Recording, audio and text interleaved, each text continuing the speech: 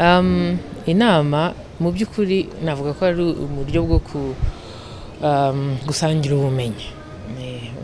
Hari abaporofeseri, abantu b'inararibonye mu buryo bw'imyigire, kwiga bigezweho n'ibindi, baje guteranira hano i Kigali.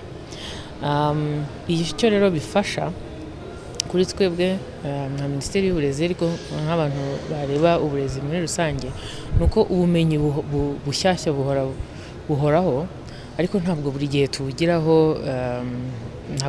access, ntabwo tububona ku buryo bworoshye.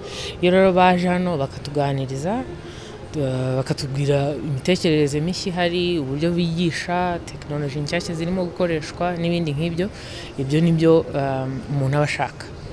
Muraza kubona ko abitabiriye cyane ni abarimu muri kaminuza,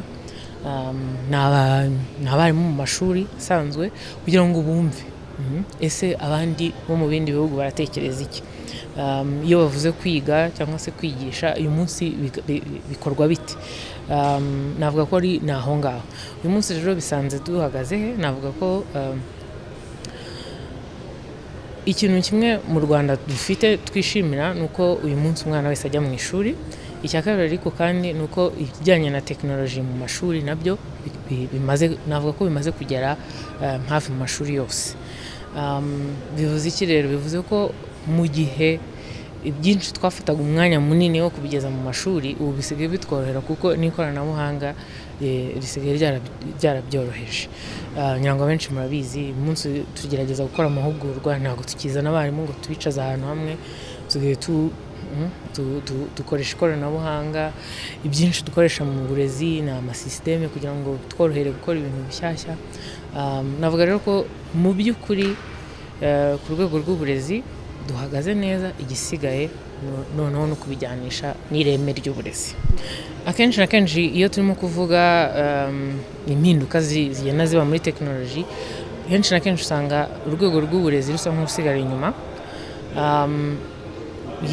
Iyo tuvuga ubwenge buhangano, ikibazo cya mbere umuntu wese yibaza, aravuga ko abarimu bagiye kubura akazi kubera ko bigiye kujya ubwenge buhangano bugiye kujya bwigisha. Ariko mu by'ukuri nk'uko mwabibonye mu biganiro, ntabwo ariho isi igana. Isi ntabwo igana kuvuga ngo abarimu bavuyeho, ahubwo isi iragana kuvuga ngo ni gute abarimu bari bukoresha ubu bwenge buhangano kugira ngo noneho bigishe neza kurushaho.